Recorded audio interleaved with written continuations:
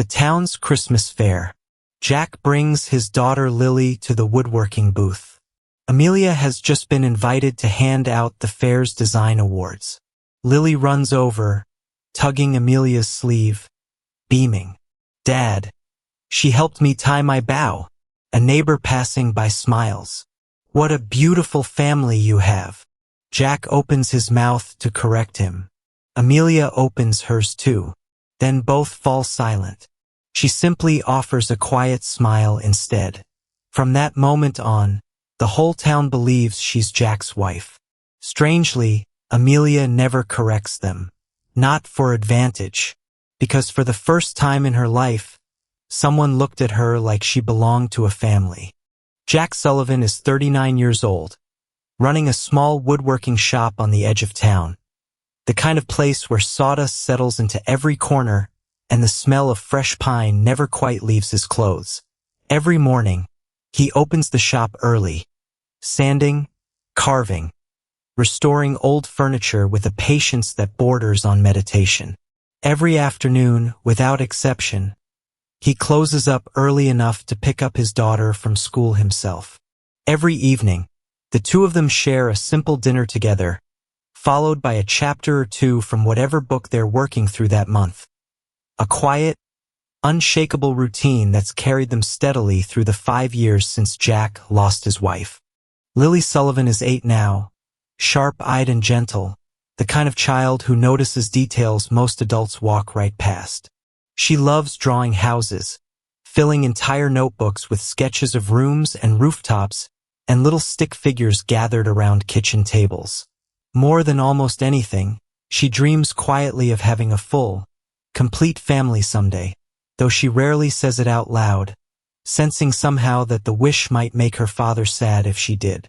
Amelia Brooks is 33, the CEO of a successful chain of upscale furniture stores, recognized in business circles for her sharp instincts and relentless work ethic. She lost her mother when she was very young, and grew up mostly in boarding schools after that, moved from institution to institution, never quite settling anywhere long enough to call it home. She has never once, in her entire adult life, sat through a proper family dinner, the kind with mismatched plates and overlapping conversation and someone asking how everyone's day actually went.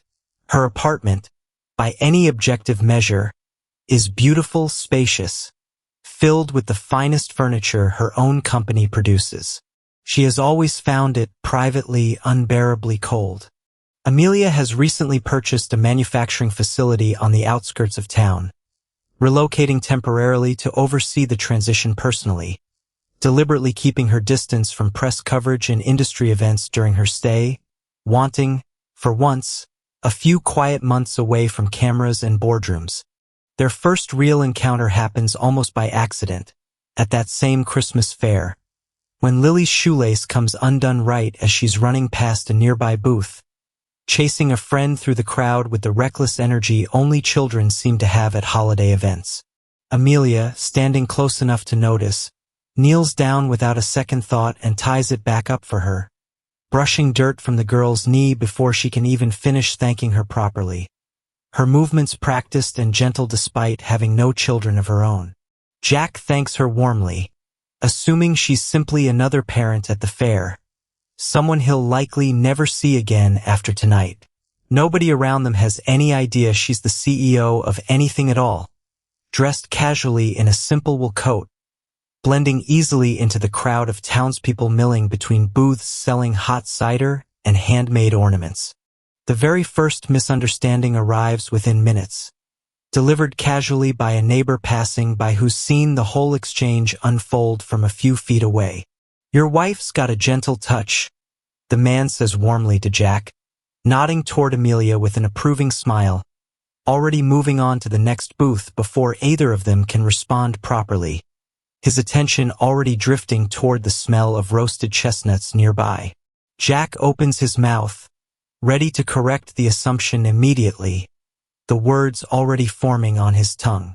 But Amelia, standing right there beside him, simply offers a small, quiet smile instead, and somehow, in that brief hesitation, the moment slips past both of them entirely, the correction never quite making it out into the open air between them.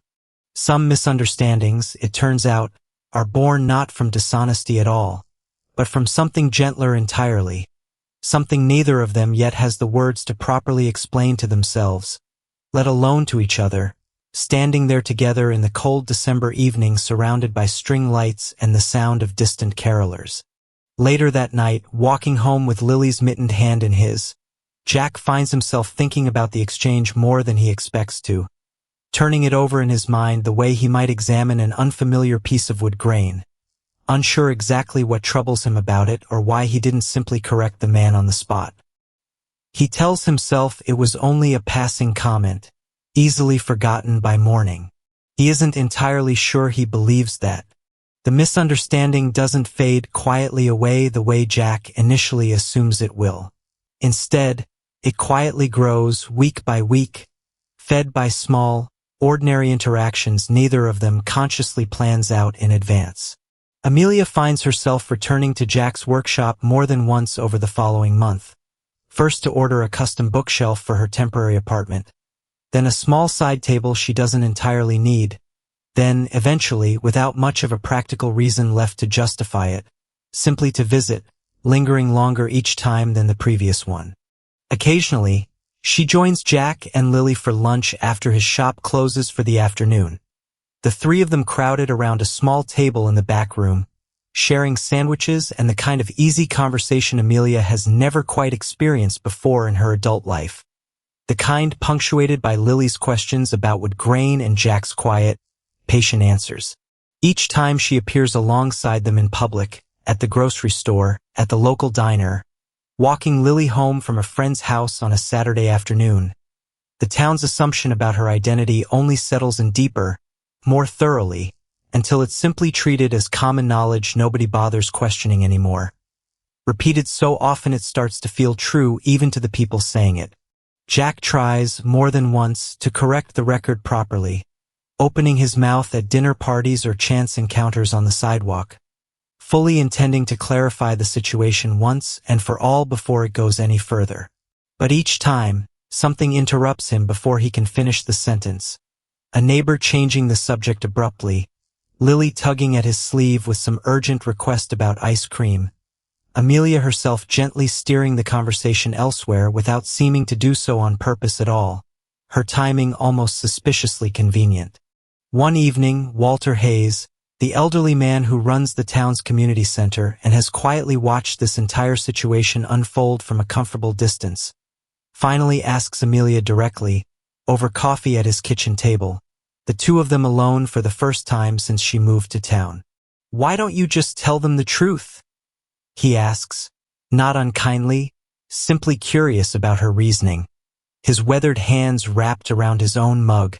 Amelia considers the question carefully before answering, turning her coffee cup slowly in her hands, watching the steam rise between them.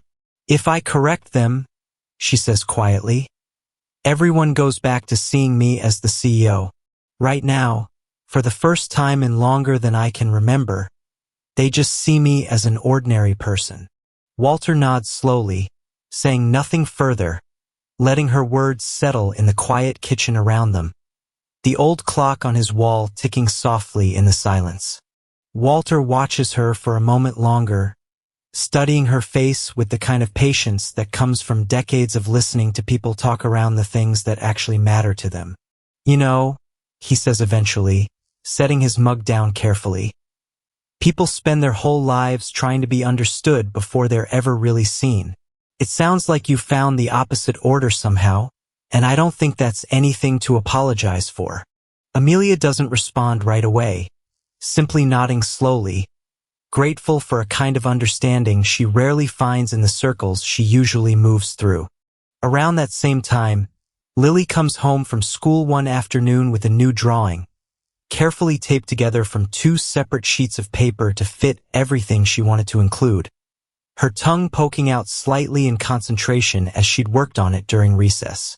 In it, three figures stand together outside a small house, unmistakably Jack, Lily herself, and Amelia, holding hands in a neat little row beneath a bright yellow sun. Nowhere on the page does the word mom appear anywhere. Instead, written carefully across the top in Lily's careful 8-year-old handwriting, are 3 simple words: my favorite people. Amelia goes completely still when Jack shows it to her that evening, staring at the drawing for a long, silent moment before finally looking away. Something in her expression Jack can't quite name settling briefly across her face. Somewhere between joy and something closer to grief for all the years she never had anything like it. A family, it seems, sometimes begins not from any formal title or official arrangement at all, but simply from a feeling of safety, the kind that settles quietly into a person without them ever fully choosing it, or noticing exactly when it happened, until suddenly it's simply there, undeniable. That night, after Lily has gone to bed, Amelia asks Jack quietly if she might keep a photograph of the drawing on her phone. Something small she can look at during long days at the office when the boardroom starts feeling especially cold. Jack agrees without hesitation, snapping the picture himself before carefully taping the original back up on the refrigerator door, exactly where Lily insists it belongs, right at eye level where everyone walking through the kitchen will see it first. The secret doesn't stay contained for long. A journalist working the local business beat eventually recognizes Amelia during one of her visits to Jack's workshop, snapping a photograph before either of them notices him standing across the street with a long lens pointed their way. Within days, the story runs under a splashy headline designed for maximum attention. Famous CEO living as a carpenter's wife? The article asks, spreading quickly across social media, picked up by larger outlets within hours, the kind of story that practically writes its own viral commentary, complete with grainy photos of the 3 of them together at the grocery store, at the school pickup line, at Sunday dinner through Jack's kitchen window. Jack is genuinely shaken by the sudden attention. Certain Amelia will move immediately to correct the record now that the story has gone public, distancing herself from a misunderstanding that could easily embarrass someone in her position, someone with shareholders and a public image to protect. He braces himself for her denial, half expecting a formal statement to appear within the hour disavowing the entire situation, perhaps even worrying quietly that she'll simply stop visiting altogether once the pressure mounts. She doesn't do anything of the sort. Instead, Amelia calls an unexpected press conference of her own, standing calmly at a podium while reporters shout questions and cameras flash rapidly around her, the room buzzing with anticipation for whatever damage control statement they assume is coming. Everyone assumes she'll simply dismiss the whole thing as an innocent misunderstanding and move on quickly, issuing some carefully worded corporate statement crafted by a communications team. Instead, she says something entirely different, something nobody in that room expects to hear. "You're right," she tells the room, her voice steady despite the pressure clearly building around her. "It is a misunderstanding, but I never once felt it was necessary to hurt an 8-year-old girl's feelings just to correct something that was never actually causing any harm at all." The entire room falls into stunned silence, pens frozen mid-scribble, cameras momentarily forgotten. Amelia continues, her voice growing quieter, more personal than anyone in that room expects from someone in her position, someone usually known for crisp quarterly reports and confident boardroom presentations. She describes, in careful detail, what her evenings actually look like behind the polished image everyone assumes comes with her career. Eating dinner alone most nights, in an apartment far too large and far too quiet for one person, the silence broken only by the hum of the refrigerator. Nobody waiting up for her when she gets home late from another closing deal. Nobody asking the simple, ordinary question so many people take entirely for granted. "Did you have a tiring day today?" A reporter near the front, visibly moved despite years of covering far less personal stories, asks quietly whether she has any regrets about letting the misunderstanding continue for as long as it did. Amelia pauses, considering the question honestly rather than offering a rehearsed answer. "My only regret," she says slowly, "is not realizing sooner how much I needed exactly what that little girl was already giving me for free, without ever asking anything in return. Meanwhile, she explains, her voice catching slightly, in the small back room of a modest woodworking shop across town, an 8-year-old girl asks her that exact question. Every single time she walks through the door, without fail, without prompting, simply because she genuinely wants to know the answer, wiping sawdust from a stool for Amelia to sit on before she's even finished asking. Jack, standing near the back of the press conference room, having driven in that morning the moment he heard she'd scheduled the announcement, finally understands something he'd completely missed until this exact moment. What Amelia has been quietly holding on to all these weeks was never really the misunderstanding itself. It was the feeling of being welcomed home by someone, of matching enough to someone that they'd actually wonder how her day went. A person, it turns out, can own an entire company, oversee hundreds of employees, build a career most people would envy from a distance, and still quietly ache for nothing more complicated than a table where someone is genuinely waiting for them to arrive. After the press conference ends, reporters slowly filing out of the room, still murmuring among themselves about what they just witnessed. Several already typing headlines that will look nothing like the story they walked in expecting to write.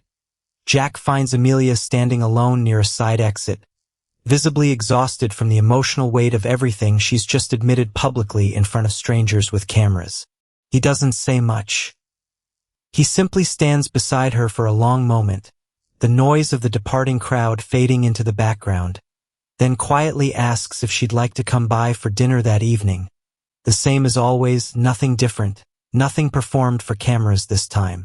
Amelia nods, unable to speak for a moment, grateful beyond words that the invitation hasn't changed at all.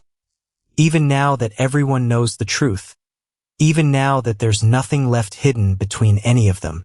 Driving back to his shop that afternoon, Amelia's press conference replaying in his mind the entire way, Jack finds himself thinking about all the small moments over the past few months he'd almost dismissed as inconsequential, the lunches, the visits, the way she always seemed to linger a little longer than necessary.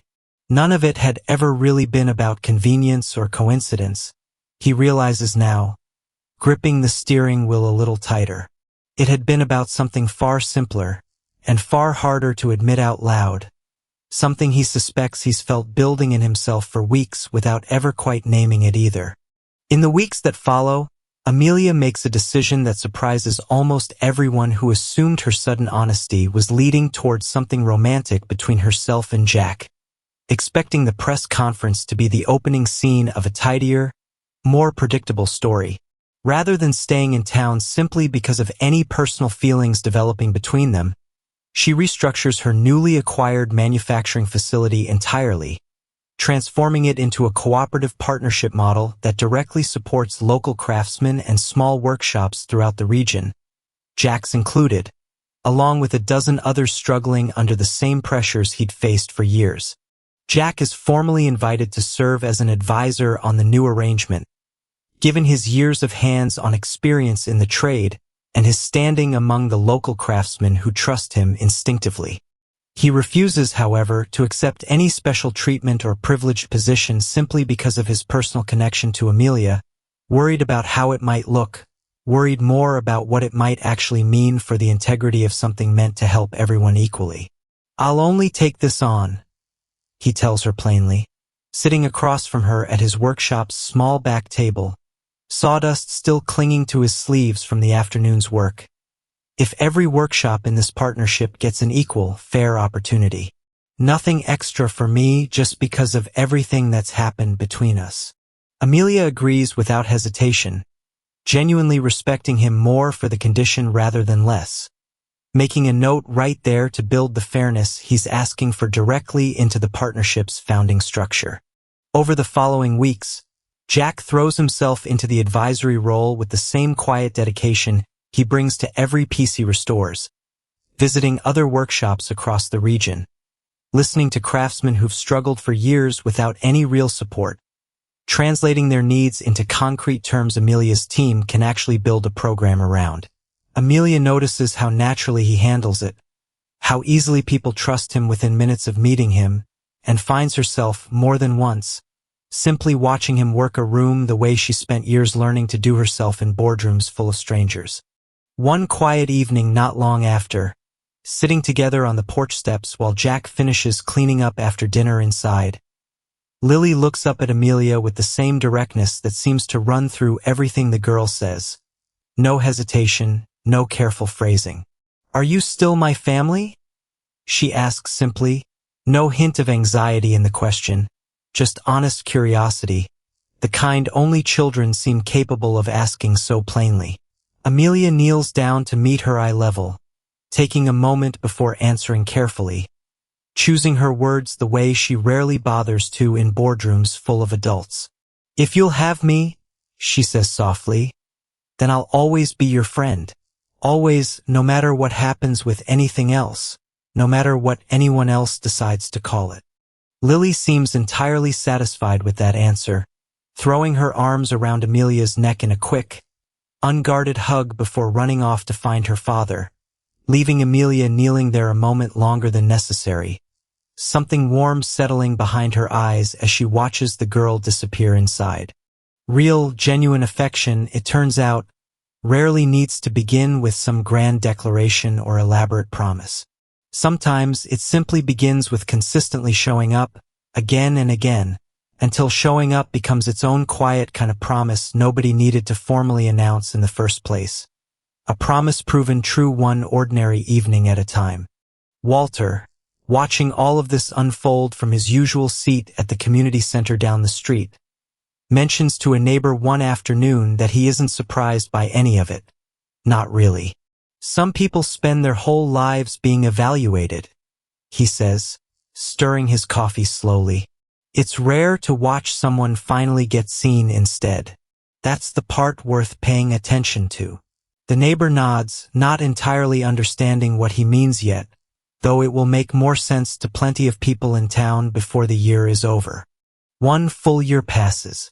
The manufacturing facility now supports hundreds of local craftsmen across the region, providing steady work and fair wages to workshops that had struggled for years to stay afloat on their own, transforming a quiet corner of the local economy nobody expected to change so quickly. Jack still spends his days working wood in his small shop, hands calloused, sawdust still settling into every corner the same as always. His routine barely different despite everything that's changed around it. Amelia is still the CEO, still traveling occasionally for business, still recognized wherever industry conversations turn to furniture and design, though something in the way she carries herself now seems noticeably lighter than before. But every single Friday evening, without exception, the three of them sit down together for dinner, a standing tradition none of them has ever once considered breaking, rain or shine, busy week or quiet one. At the following year's Christmas fair, a new visitor to town, unaware of any local history, asks the obvious question upon seeing the three of them together near the same woodworking booth as always. "Are you two married?" she asks casually, smiling at what looks, to any outsider, like an obviously happy family. Jack laughs, opening his mouth to answer honestly this time, fully prepared to explain the whole complicated, wonderful story if she wants to hear it. Amelia looks over at him first. This time, she doesn't stay quiet, doesn't let the moment simply pass by unaddressed the way it did that very first Christmas fair a year earlier. She reaches over and takes Jack's hand firmly in hers, right there in front of the visitor, in front of the booth, in front of anyone passing by who happens to notice. "Not yet," she says simply, a small, teasing smile playing at the corner of her mouth. Jack turns to look at her, genuinely caught off guard by the answer. Amelia only smiles wider.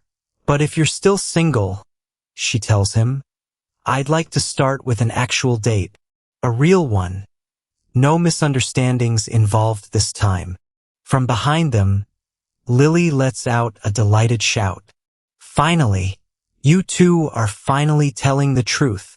Everyone within earshot bursts out laughing. That evening, back at Jack's house, Lily hangs a brand new drawing on the living room wall, right beside the older ones still displayed there from the year before.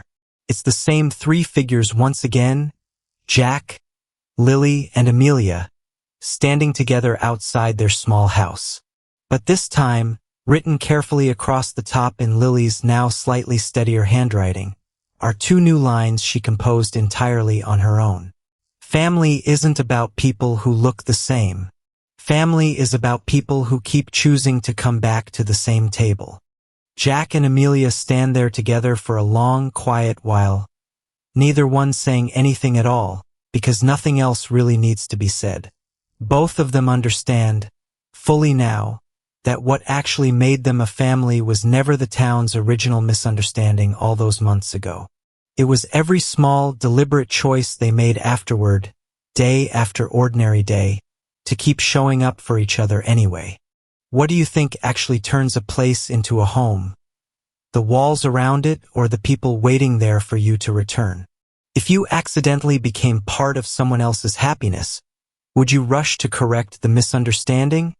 Or would you quietly cherish what it gave them instead?